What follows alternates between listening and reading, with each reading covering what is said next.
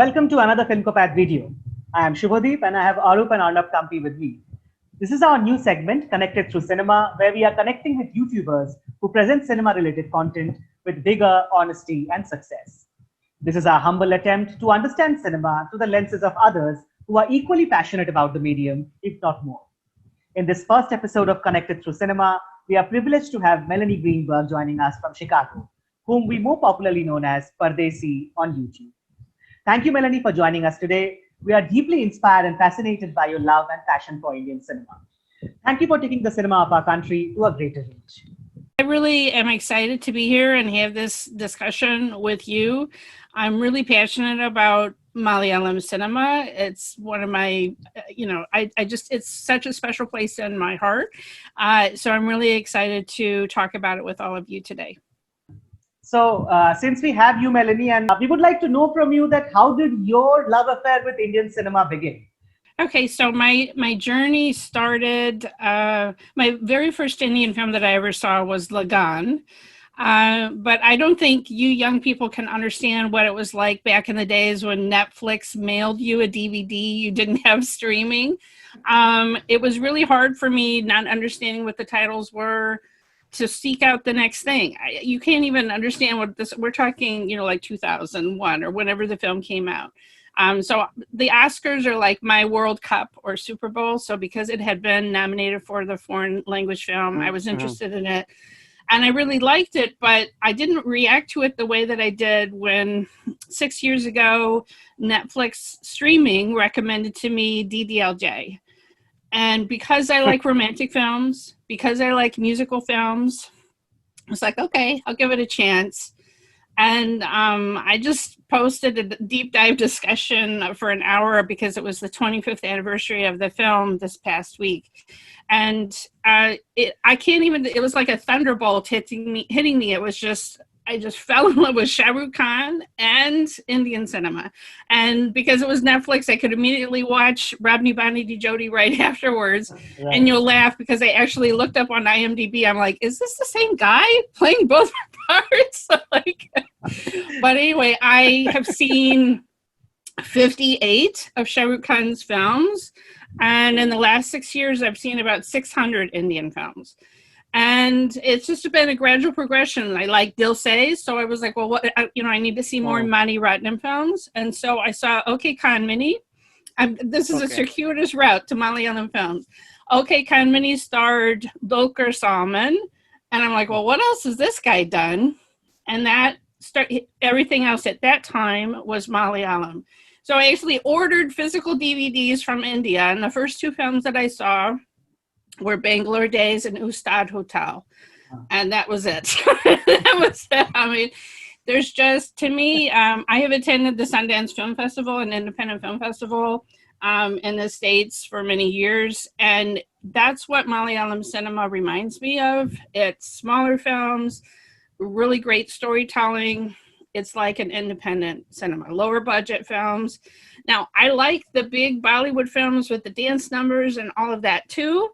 I like Telugu films. I like Tamil films. I'm not, each is a different flavor for me, but Malayalam film and the realistic style of acting, especially the storytelling and the characters, is just something that is unique and special. So since then, I've probably seen, I don't know, about 80 or 90 Malayalam films. And I have certain actors that I definitely try to see all of their films. Dulquer is still, right up there. Nivin Pauly and Fahadh Faasil. So, and the women too. Nathia Menon, Nazria Nazim, so there's just something special about that film community because you also see someone who is a director on one film will be happy to take a supporting role to support their friend in their film. Salman Shahir, I think, is one of the prime examples. Yeah, he's directed films like Parava. He starred in films like Sudani from Nigeria. I just saw the film Halal Love Story, which was released directly to Amazon Prime Video. And there, he just comes in and does a hilarious cameo as the sound guy on the movie set. So I just love, I mean, because you just see, hey, it's that guy. And then you're like, wait, he was a director of that other film that I saw. And it's just a tight-knit film community. And that's another thing that's so special about it. Yes, that's so true. Actually, we couldn't agree more to you that current Indian cinema, I think Malayalam cinema is producing the best content among contemporary. That I would agree with you. Be commercial, be parallel, I would say, from whichever aspect you look at them. And it's the audience that demands that. I mean, that's what, when I've seen interviews from the filmmakers and the film artists, that's what they talk about. Their audience demands good storytelling. They don't just want complete escape. And I'm not criticizing films that are complete escape, because I love those too. But I'm just saying the Malayalam audience in Kerala and the diaspora is unique in that they really demand high quality films. Right. So, which is to our benefit. Since we have such a special person with us today, we will discuss about a very special person who is special to all of us, and Mr.Fahadh Faasil, of course. Who doesn't know him? Malayalam cinema and Fahadh Faasil, it's like the two sides of the coin, a multifaceted coin. There might be many. One of the sides is Fahadh Faasil, of course. And we are going to discuss about his cinema and what we really like about him. But before that, I'd like to apologize to all our Malayali audiences about our pronunciations of the movie actors and the movie. Melanie is from USA. We are from the eastern part of India. Our pronunciations are going to be bad, so we apologize. And before we start it all, we ask you to, of course, subscribe to the channel, subscribe and like our videos and share them, right? Okay. Yes, definitely. Yeah. So Melanie and also Arup and Arna, my first question to you is that we all obviously love Fahadh Faasil. We have seen his work in multiple different cinema. What is the one thing, if I have to ask you specifically, what is the one thing that you admired the most about Fahadh Faasil's acting? What would you say? Melanie, if I could start from you. Well, Film Companion did an entire essay about the acting that he does with his eyes. Yes. Yeah. And it's not just that he does realistic acting, it's just he so embodies his characters, and each one is so different. I recently listened to a review an interview that he did with Film Companion, and the person, when Irfan Khan passed away recently, he posted a beautiful note about that his entire career is because he saw Irfan Khan in a film. And I would say, to me, he is that level. In the same way that Irfan Khan film, he couldn't take his eyes off Irfan Khan in that film, that first film of his that he saw. And it inspired him to go back into acting, because I didn't realize he had a film launch when he was 19, and his father, who's a famous director in Malayalam cinema, had launched him in a romantic film, and it flopped horribly. And I didn't realize that. And then he took a 7-year break, and he went to the United States, tried to get an engineering degree, hated that, went into philosophy. Like that, my mind kind of boggles thinking about Fahadh Faasil in Miami for 5 years. But anyway, but then he tried acting again. So he had this sense of failure, and then came at it with a new attitude after being inspired by Irfan Khan. And I would say he is of that level of an Irfan Khan. He is of a level of a Nawazuddin Siddiqui. Someone that each film that you see, he is completely that character and so different. I mean, I rewatched Bangalore Days recently, and he's so different.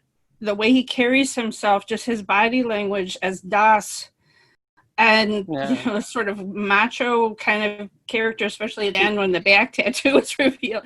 But when you think about how nebbishy he is in a film like Amen, like he's this little nebbishy clarinet player. Like he just, his physicality can't be matched. If you ask me, I absolutely agree with whatever Melanie is suggesting. Taking cue from that, yes, that particular thing that he's so different in all the roles he has played, and I kind of feel that's that's a very unique thing in the context of Indian leading men. We are not very much, used to seeing leading men who are playing, so submissive characters, losers in a few films. That way, that's a new trend we are seeing with Fahadh Faasil at the front, maybe, of metrosexual leading men. We can talk about Amen, as Melanie suggested. Gyan Prakashan is another film. So they feel so rooted. You can relate to that character. You do not feel that this is one person who cannot do any wrong, as we are used to seeing leading men. So that stands out for me. That's something I relate to a lot. I was also thinking like he's a popular hero for sure, but he has never dated to play the second fiddle. Like it's important how he contributes in all the movies he's playing. See it like Bangalore Days or even Kumbhalagni Nights. They're very important characters, but they are not the hero we think of. And obviously Super Deluxe. Now it's interesting as someone so big in Malayalam cinema moves to a Tamil film and plays a second fiddle, and that shows a lot. Tells a lot how he loves acting and cinema as a whole. But yeah, that's what I feel. When you talk about Super Deluxe, it's important to mention that that has Vijay Sethupathi in the lead. Like he will, when a Tamil superstar is there and you still have that courage to go and do it, that actually talks a lot about your love for cinema than anything else. In a language that you do not know. I mean, I was hearing in one of the interviews that he had to take 30-40 takes for one shot because he does not know the language. But because of the love for cinema, he's even okay to work on a character which is, far from being the central one. I think your point, Arnab, about Kumbhalagni Nights is quite key because, I think...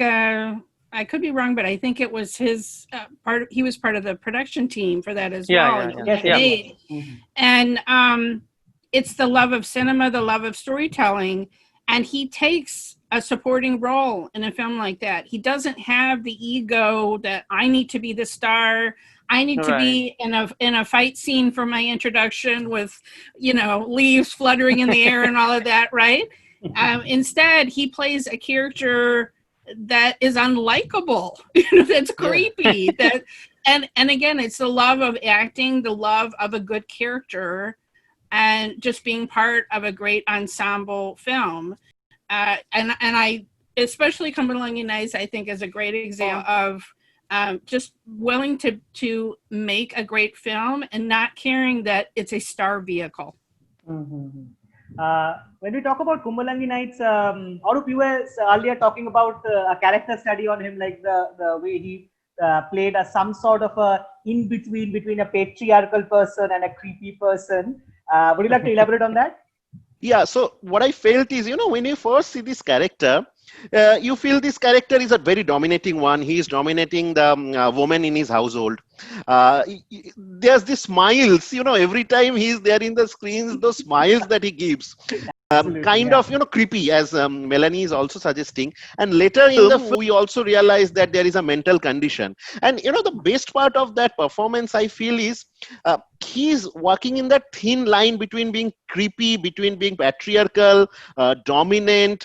And if you actually push in one of the aspects, you take away the audience's the interest or the concentration on that part, and then the commentary, the subtext that the director might be wanting to pursue gets lost. So he does not do that. You feel all of those aspects, but at the same point of time, he gives the same importance to the co-actors. He gives same importance to what the director is trying to suggest, which is a very, very difficult thing to do in a role like that. So that was so fascinating for me. Yeah, because if you go a little wrong there, then it is a person might laugh out loud, but you do not want that too, right? You want to have a good balance so that it doesn't become a totally comic character. I read an article by Bharadwaj Rangan on this Kumbhalagni Nights, and there is one scene when he is there in front of the mirror, and he's cutting his mustache, and there is a bindi. Like Melanie, the bindi is something which Indian women wear on their heads. Right. And he removes that. There is this particular expression he makes that nothing feminine could exist. Yes. Nothing feminine could exist in front of him. So that is.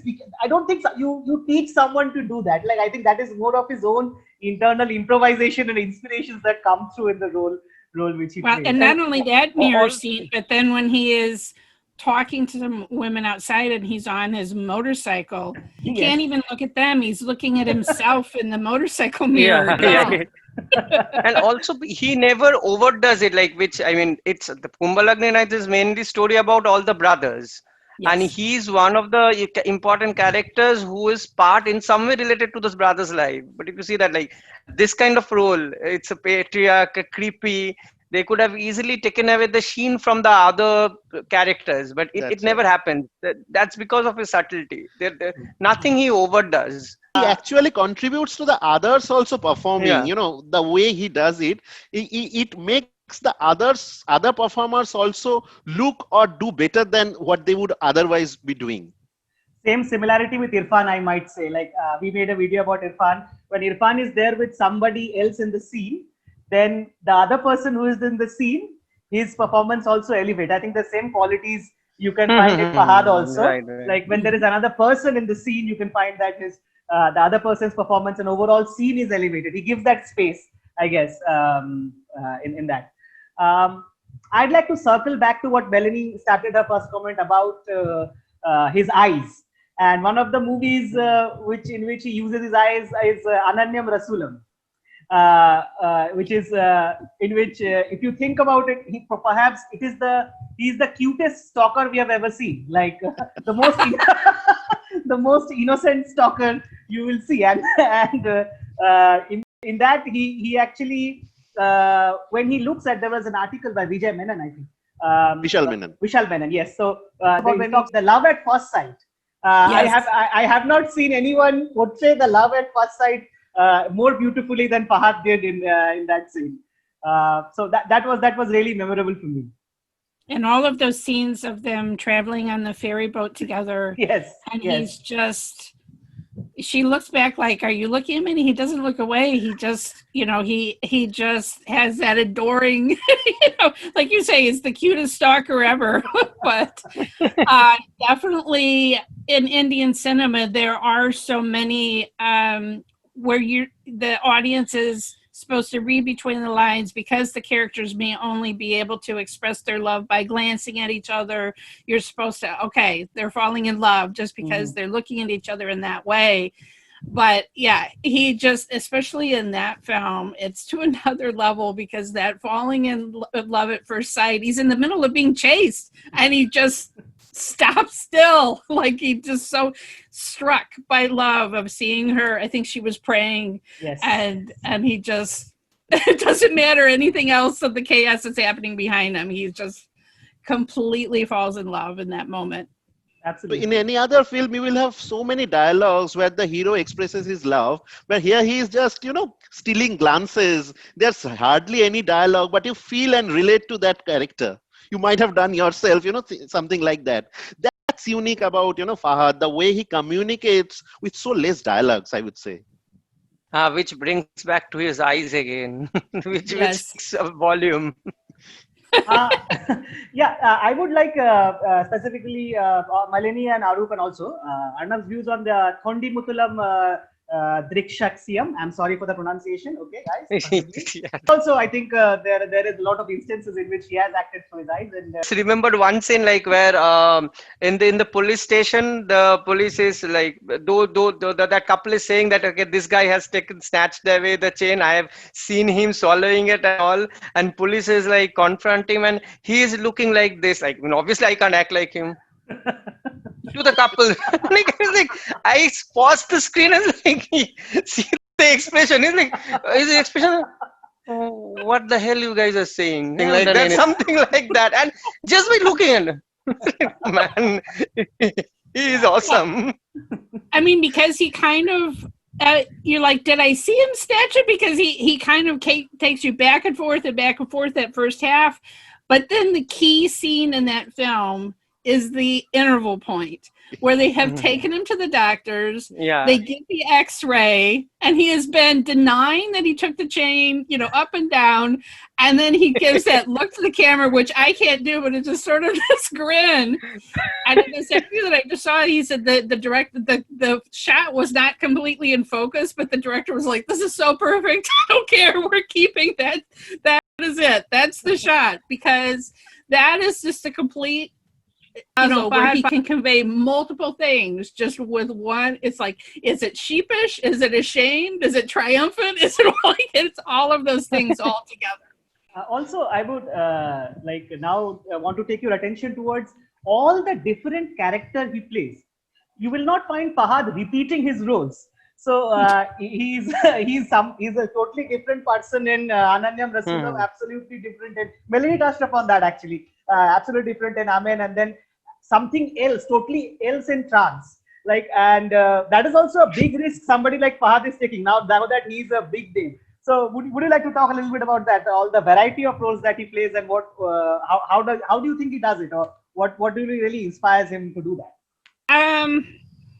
I think yes. I think it shows his love of acting and his always wanting to challenge himself.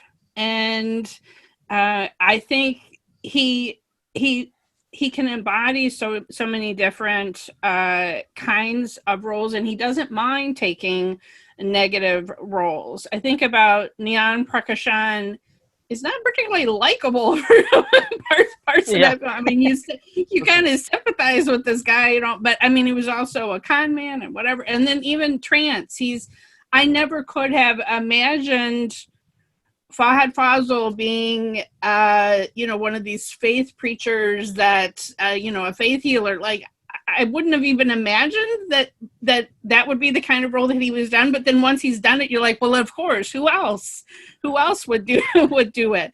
Yeah. You know, so, and I don't think Trance didn't completely work for me as a film, but you cannot deny Fahad's amazing performance in that film. I don't really understand what his wife's role and what she was really supposed to be doing in that film, but I also admire, he and his wife have become producing partners, and I also admire them because they are getting interesting films made. And one of the next projects is Joji, which is going to be a Macbeth story. Like, I can't, like, the thought of Fahaad doing a Macbeth, like, you know, it's going to be amazing, right? Like, we don't have to know, like, sign me up, take my money, you know, because anything that he wants to do, I know it's going to be, even if it's doesn't completely work as a film, you know, it's going to be interesting. You know, it's going to be a fascinating character that he's going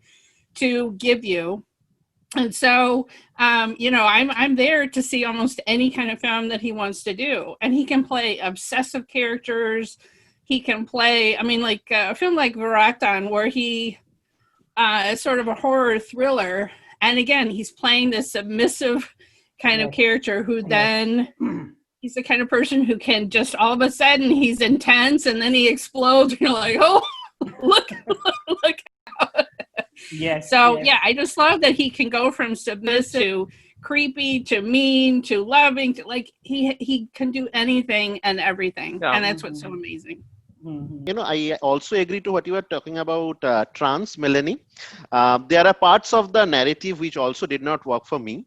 There were so many subplots, and do not feel the subplots were well connected. But nothing can take away from the performance Fahaad gave us there. And, you know, we are talking about different characters that he plays in different movies. Trance, I believe, in the same movie, he has played different characters. And if I can come to, you know, again, mirror scene, as we are telling, we have that Viju Prasad in front of the mirror in the very early into the film, where he's still not sure about himself. He's doing this. He's trying to push a confidence into himself. In the middle of the film, where he has already got that confidence, it's a different look in the eyes. He's doing more to, kind of patting on his back in front of the mirror. And later in the film, where he has realized, crux of what this is all about, it's again in front of the mirror, and the look is different, the feeling is different. So I have also noticed Fahaad having this arc of the characters across a film. Like Jan Prakashan again, when you start the film, he's kind of a con man. You do not feel good about this character. You feel what his intentions are about. You would like him to get, exposed. Then slowly you kind of feel a bit of sympathy for them. And by the end, this person inspires you. How do you do that? Having having covered such a distance within a 2-hour film. That's unique and fascinating about all the roles. Most of the roles he has played, as I can think of it. Yeah, there's definitely a character arc to all his roles. In fact, for most of his roles, you can also talk about Bangalore Days in the same breath. Yeah, when you start, you do not you first sympathize with him, then you see he's cold and you do not like him, and then but then there is some redeeming qualities, so you're not sure. So I think one of the things which works for Fahaad is that they are very human characters.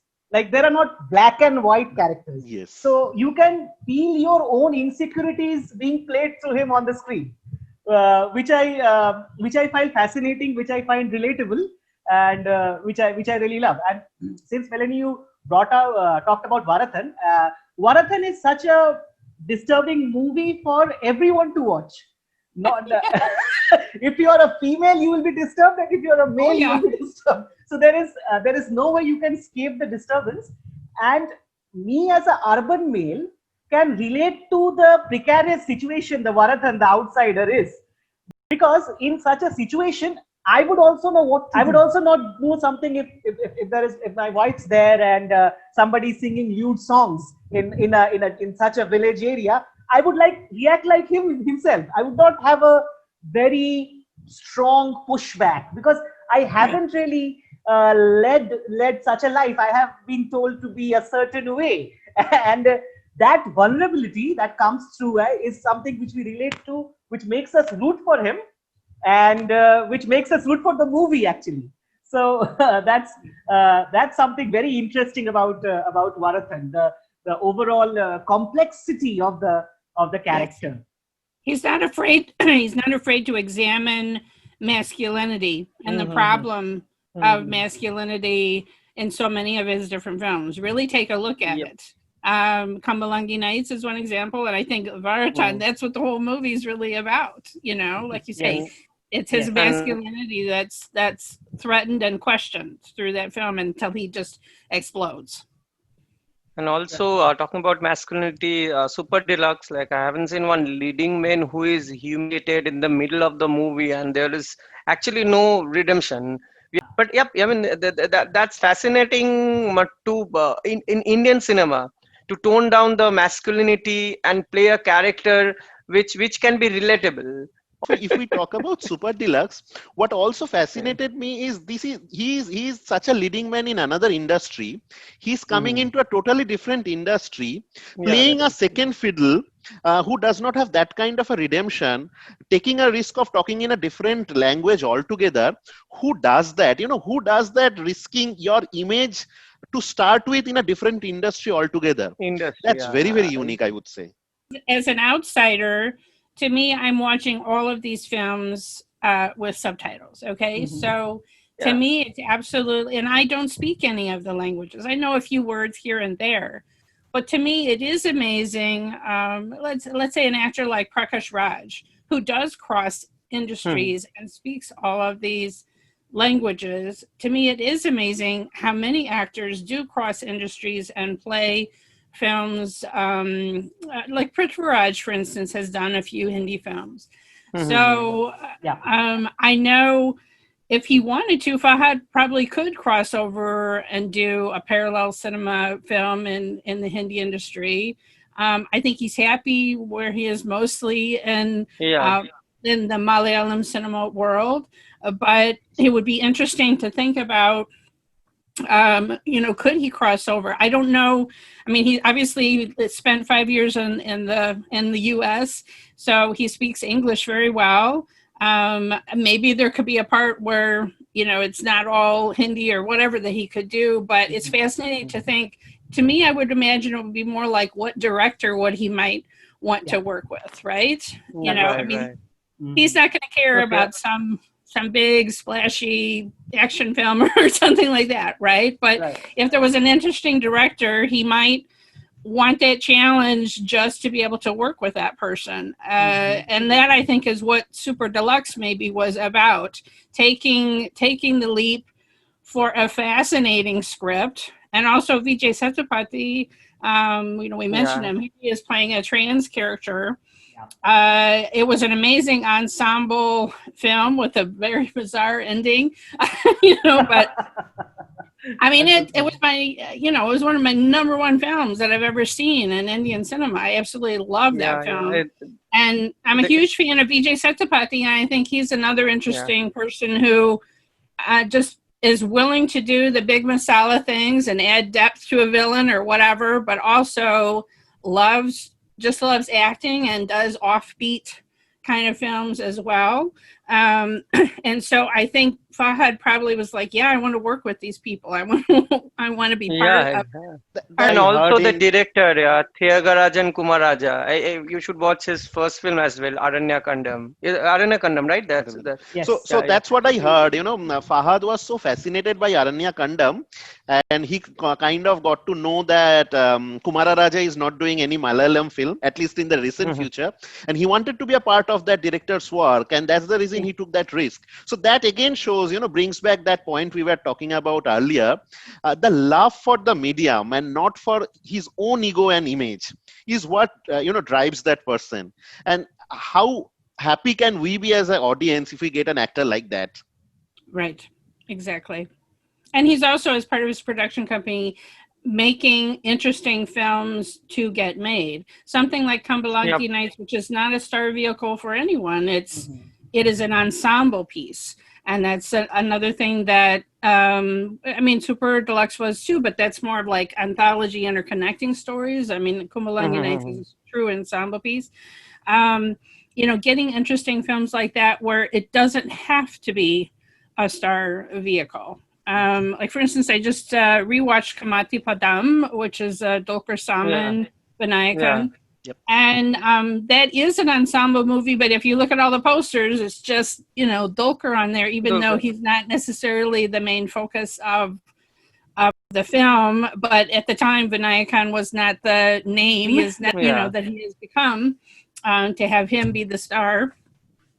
So, it's interesting. I think, Fahaad adds his names to interesting projects and maybe helps projects get made, even if they're not part of his production company, because he's like, that's interesting. That should be made. So just attaching his name to it allows us to see super interesting films, like A Carbon, for instance. Like, it's hard to imagine other actors, it's like this obsessive, interesting adventure story. It's weird, whatever, but it's Fahaad, right? So the whole audience is like, we're there. We'll go and see whatever it is.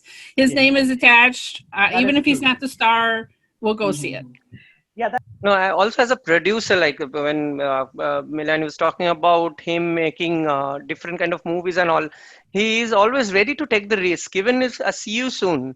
I personally felt that he kind of maybe sleepwalked through the role, but then, but like in an interview with Pink Villa, he openly said that this was an experiment for him, as he wanted to explore this new normal.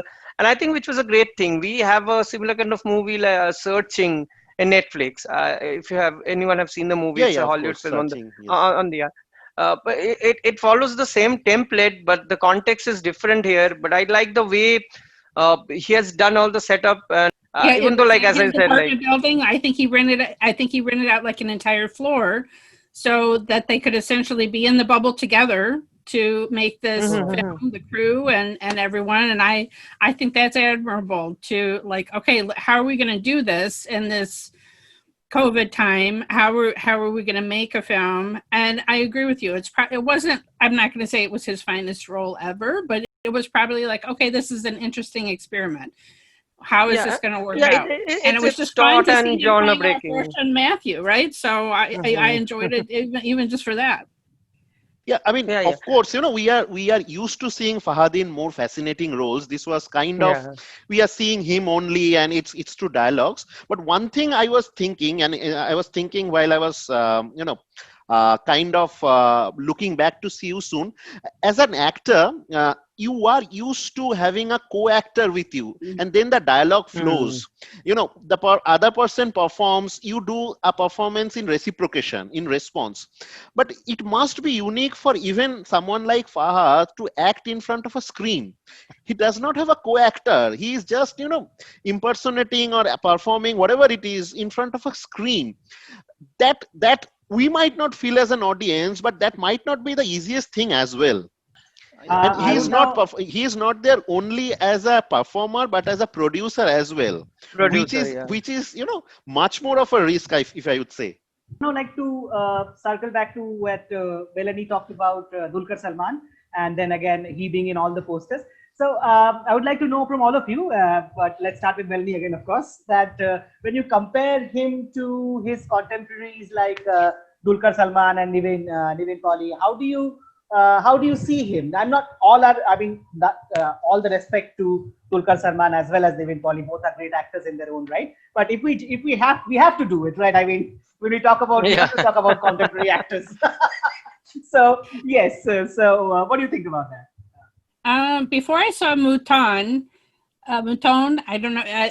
I would have said that the problem with Nivin Pauly is that he is kind of pigeonholed and almost always the Yeah, same exactly. kind of character. Mhm. I'm blanking on the name of that period action film that he did that didn't quite work, with Mohanlal.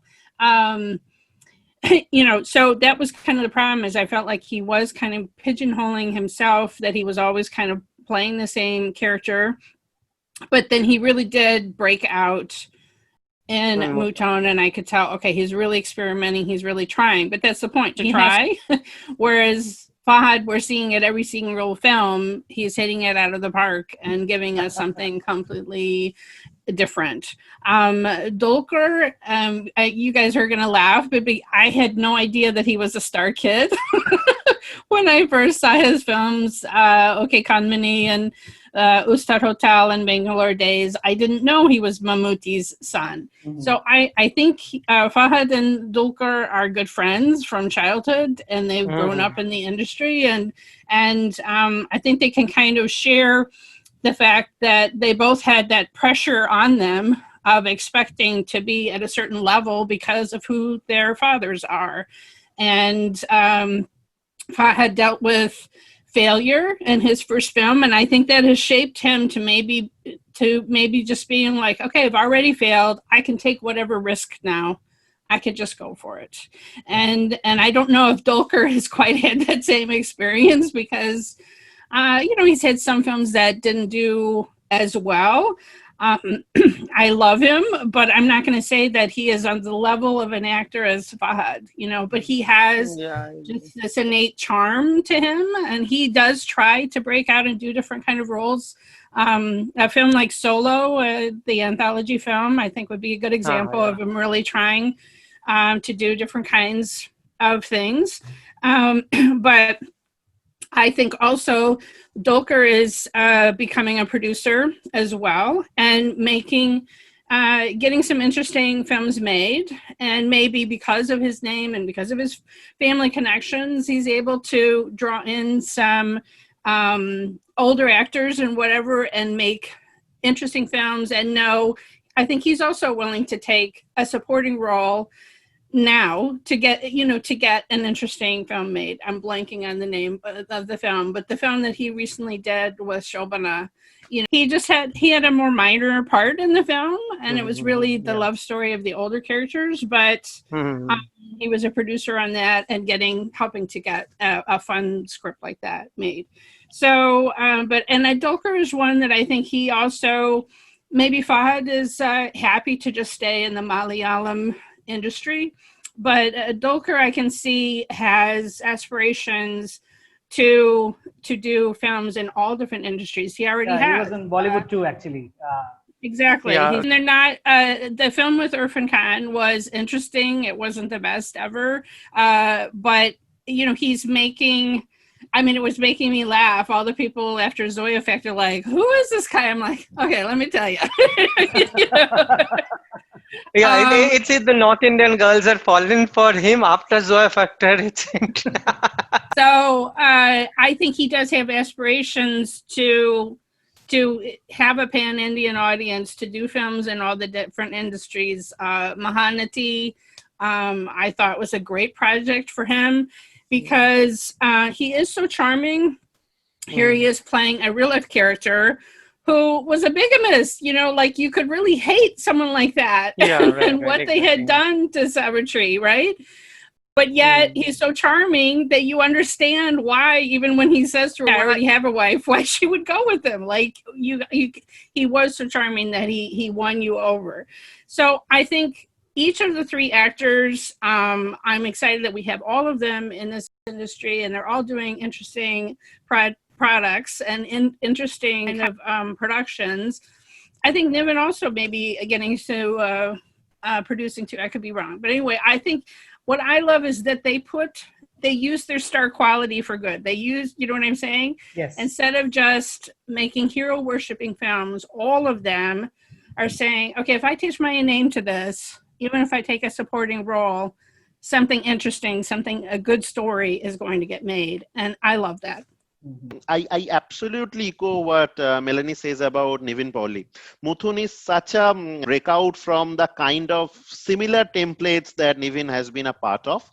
And you know, we are very thankful for him taking this risk. But otherwise, he has been doing very similar characters, I would say. Not taking away anything from the performances he has delivered. For Dulquer, I'm a big fan, you know, to start with, big fan. There's nothing taking away from what Dulquer as a star or an actor is. But I do feel that he is kind of, he has kind of limited himself to the protagonist, you know, the leading main trope. Not much breakout from that. Leading mains have been different. Not that the same characters, a Kali or a Charlie or a Parava, they are very different leading main. But it is a leading main. It's not something like a Shami in Kumbalangi Nights. Or even if I kind of think of, say in Bangalore days, I have Dulquer, I have Fahaad. I cannot visualize Dulquer playing Das, whom you dislike to start with, and then you slowly get the liking. Dulquer is this person whom you cheer for, whom you root for, whom you'd fall for. But on the other hand, Fahaad will earn your love for him throughout the film and not have the investment to start with. That's very interesting, and that I think separates the two of them till date. I hope Dulquer does similar things like Fahaad is doing today. But then I just really forgot that in Mahanati, he was not a likable character. He was not. Like as an audience, obviously. So I'm talking about Nivin Pauly. You guys can check Niram, which is one of his earlier movies. Where he's the protagonist, but it's different from the Premam Nivin Pauly we know. We do have exceptions, of course we do have exceptions, but the way Fahaad's every film is so different. Every film is so unlike the other, and he's constantly taking those roles, and as I would again quote Melanie saying, hitting it out of the park in every time he's facing the camera. Next time when we discuss maybe Dulquer Salmaan, you do not get to say that Dulquer is best and Fahaad is the second best. Okay, now got to stick to it. Because if you're singing praises of Fahaad and if you're doing somebody else, our audience would catch you. Okay, so you got to stick to it. You have said Fahaad is the best. All right, Fahaad is the best. So I would, if it's a personal if it's a personal choice, if you ask me for, I feel he is the finest working actor in India today. Again, if someone says no, it's Nawaz, or someone says it's Dulquer, I do not have a point to debate about. They might like Vijay Sethupathi, of course, Vijay Sethupathi. I mean, Vijay Sethupathi, I would say like we'd keep both them in the same bracket. But I would not find any person if a person is exposed to Malayalam cinema, South Indian movies, I would think Fahaad would be in top 3 working actors today for anyone's list, and that itself, shows what an actor this person is. Melanie, would you agree to what he? I would definitely agree. I mean, he's definitely on the level with a Nawaz, and I would say, you know, his idol Irfan Khan, he's up there with Irfan as well, because you can't, like he described, watching Irfan on screen, that you couldn't take your eyes away from him.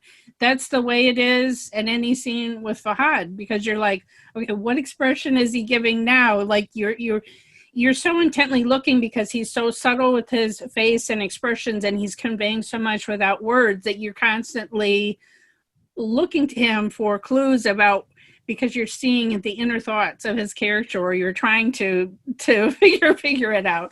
So I think Nawaz Siddiqui obviously has also done all different kind of roles. I just saw him in Serious Men, and I was just like, you know, he just also completely embodies each character and makes them different, and he's a very fine actor as well.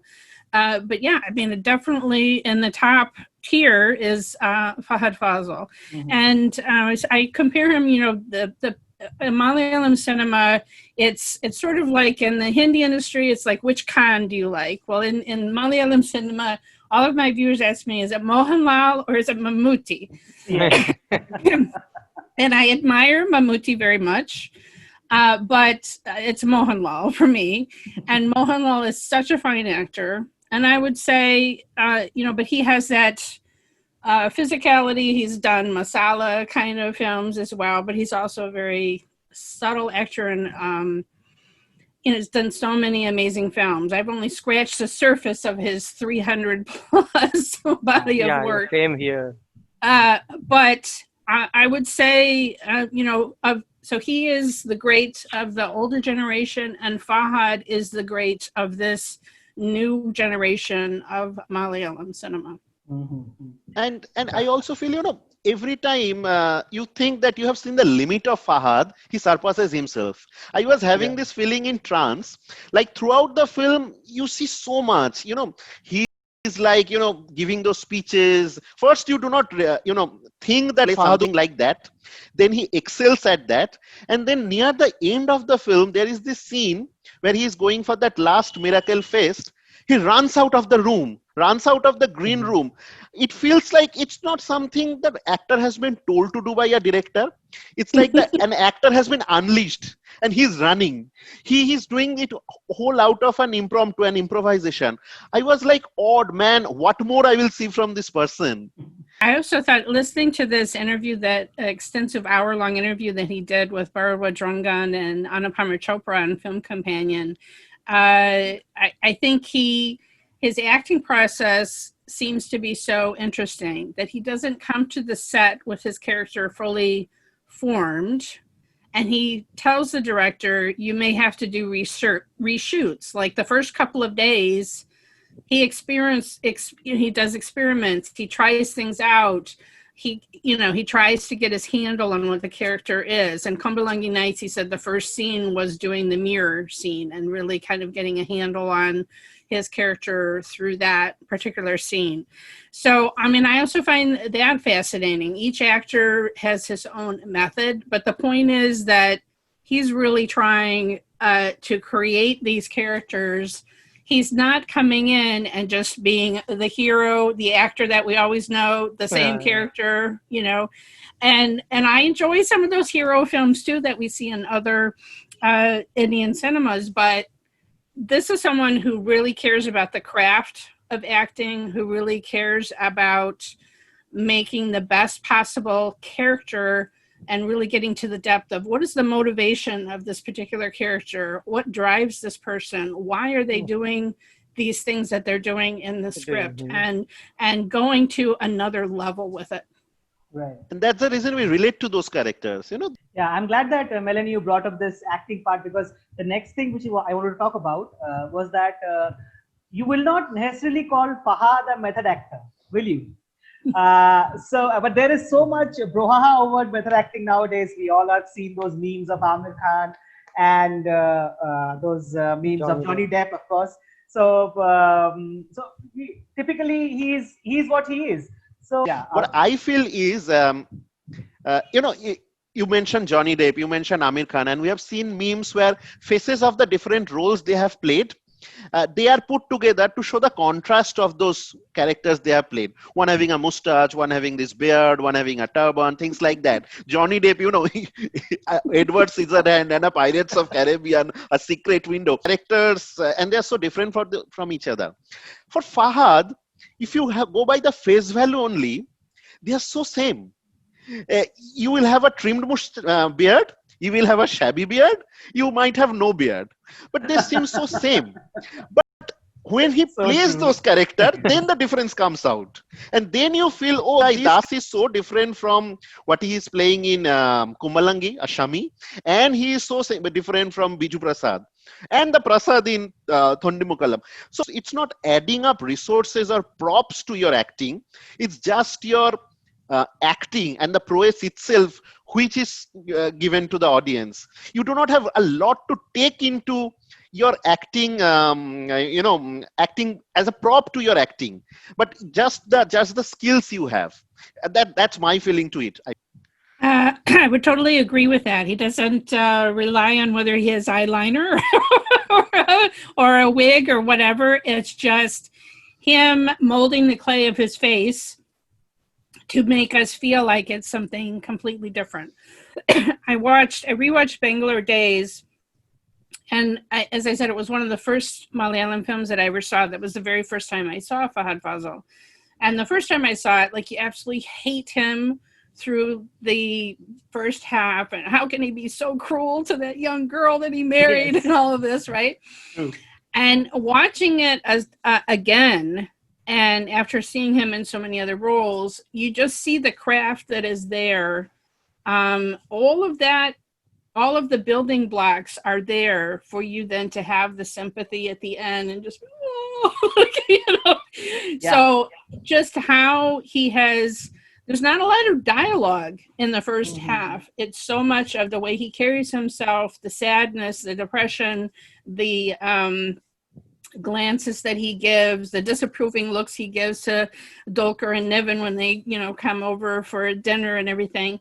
And you just, how he builds that character so that at the end you have such an emotional response is absolutely a masterclass in character building. It's amazing. I would say, you just talked about Vijay Sethupathi. I don't know if you've seen the film where he plays an ancient actor, and the makeup is pretty amazing on that one. So that was definitely a part of making Sitakati, I think was the name of that film. Where he's a theater actor? Mm-hmm, yeah. I think Aamir Khan takes chances that some of the other Khans have not taken. For instance, he was the first one to be a father. And also he makes choices as a producer to get films made that are stories about women, and I really admire that. Yes, he was ridiculous in Secret Superstar, but he made the story of a young girl, and a young Muslim girl. So, and Dangal, he played, he gained all that weight. He looked fat. He had the gray hair. Like he was willing to play a father. I admire them for but sometimes being a superstar can put you in a box where you can't break out. Yeah, I was coming to was willing to come to that itself, because it's not easy being an Aamir Khan or a Shah Rukh Khan, right? Right, exactly. There are certain box office expectations which come with you. I think Shah Rukh Khan has bumped up against that definitely in the last few years. He's tried to break out of the Raj from DDLJ mold and do interesting films like Fan. It's very interesting. I didn't enjoy Zero that much, but he was trying to do something different, but the audiences are having none of it. So until he's willing to be like Amitabh and start playing the father roles, he is kind of in a box of his audience has such expectations of what a Shah Rukh Khan film is going to be that it's difficult for him, even if he might want to be a Fahadh Faasil and really do character actor parts. His audience doesn't want that, and they reject it. I admire Fahadh Faasil for crafting his career after overcoming, the initial failure. And I haven't seen that original romantic film that he did when he was 19, but I think, that freed him in a way, and he has crafted his career to always do interesting parts and interesting scripts and make different kinds of films. He's never put himself in that kind of a box. He is a box office star that the audiences flock to his films, but he has been careful to not put himself in a box. And I think he has actually done that very intelligently. The expectation of his fans is he would do the unexpected. Think a little bit about from the times when the Khans are coming. Like Khans have been around a lot, and when they came through in the 90s, they didn't really have a wiggle room to experiment a lot. There was a Bollywood formula years, even with very limited leg room, and there definitely there will be exceptions. But overall, it was difficult, and during that time also, a Shah Rukh Khan tried to do a Dar or a Bazigar, which is not very conventional. Well, he was known as doing villain roles. For me, it was funny because I only knew him from DDLJ, romantic hero, and then all of the audience in India had seen the trailers or whatever for Bazigar. I didn't know when he threw the girl off the roof. I'm like, yes. And Dar, he, I think, on all this talk about DDLJ, I think he knew, he'd worked with Yash Raj and whatever to make Yash Chopra to make Dar, and he knew that DDLJ might put him in that romantic hero box, but they're like, we're giving you the world, so he took that gamble and it paid off, but it also did kind of put him in a box where he couldn't as easily. And at that time, as you said, it wasn't like there was as much parallel cinema and whatever for him to be able to do different kind of roles, but it was a choice that he made. He could have gone a different way. I'm glad he did make DDLJ. But films like Dar and Bazigar are very interesting to look back on now. Dar especially, it's sort of like Fahaad, where someone can be creepy and charming and compelling. Right. All at the same. Okay. I will not let Khan steal Fahad's thunder anymore. Fahadh Faasil. I just said coming back to Fahadh Faasil. It's okay. Now we are coming back to Fahad. Okay. So before actually we wrap it up, and of course we haven't talked about so many of Fahad's films like Artist and Not 24 Katham, Chapakure, of course, the 22 Female Kottayam. So he has played so many interesting characters that it is not possible actually to talk about all of them in one discussion. Maybe a part 2 someday we could do that. But before we let you go, I would like to ask all of you that what is your top Fahad moment from a movie? So you got to pick a movie and you got to pick a scene which actually which makes you go oh yes. Now I'm going to murder the title again, but Tanamutalam Drakshiyam, the interval point, I already talked about it. The X-ray scene where he gives that smile to the camera, to me, that's my moment. That's my, there's so many great ones, but to me, that just makes the entire film, that one moment. Arnab, if you would like to add, what's your favorite one? I think mine will be little weird when you hear it. It's actually from Trance, where he says this hallelujah, hallelujah on stage, and everybody is doing that.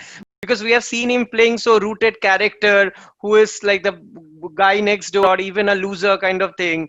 It's like, before Trance, I don't remember playing a character which is like holier than thou, talking to the audience, and he seemed like enjoying it. The way he was saying hallelujah, and if I would have been the audience there standing, I would have strongly believed him and said, "Oh, when this guy is saying, I'll go with his faith." So for that moment for me on stage. Nice. Arup, what about you? I think I cannot pick one. I have to go for at least 2.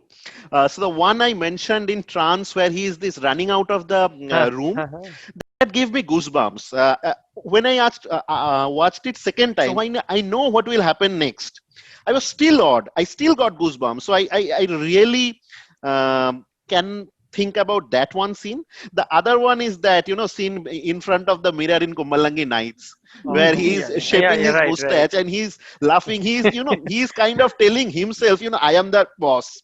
I am I the own best. this I am the place. boss. Yeah, same thing. Yeah, right. So those are, and of course, that interval point in Thondimothalam is also superb. I'm going to do a second one then. Yes, Melanie. I think in Super Deluxe, just an example of his extreme comedy is when they're hiding the body and the people come over and are sitting in their living room and having chai, and it just like he pokes his head around the board. I don't know, it's just like you just laugh because it's just him and his expressions, like just his expressions alone just make you laugh. Yeah, that makes me this expression in Thondimothalam also. There's that expression. He goes out to pee, and the other character, I forgot his name. He comes and he looks at it. I can just escape from here. And he is the convict. He is the convict. He has been, beaten to rags just a few minutes back, and he will again be beaten the next day. And he is here playing with the character. He's just imitating like this. And then this small nuances, and we've talked so much about what a great dramatic actor is, but he is such a great comedic actor as well. Yeah. Usually you will find that your memorable scenes are comedy scenes. If you go for if I talk about Kumbalangi Nights, which is also one of my favorite movies, the scene which I relate to most is he's not actually doing comedy, but then there is this eerie surrounding around in that scene when Shane Nigam goes for a haircut to his salon, and Shami is actually handling the Caesar, and the elder brother Saurabh Savin is trying to talk about asking his wife's sister's hand for his brother, and then the way he responds and the way he talks, and finally the tension in the entire scene breaks when they leave and they start laughing. That is one of the most memorable moments because actually the scene builds up so beautifully. And his comic timing is so subtle. It's not a slapstick. There's no underlining. There's no pushing. It's absolutely free from any kind of vulgar or obscenity, and yet you laugh, the loudest. So that's great about him. I think we have covered most aspects of him. As I said, as I already said that if we talk about all the movies, it won't be possible. I think this is a good point where we could stop the discussion. And Melanie, before that, I think we would thank you a lot that you were gracious enough to come. And you need to subscribe to Filmkopath. They're doing great interview series and all sorts of interesting content of talking about food and films and doing reviews of recent films. So you definitely need to check them out. And you can find me at Pardesi Reviews and on Twitter at PardeziYT. And I know you should need to follow Filmkopath on not only YouTube, but Twitter, Facebook, and Instagram. Thank you so much. Thank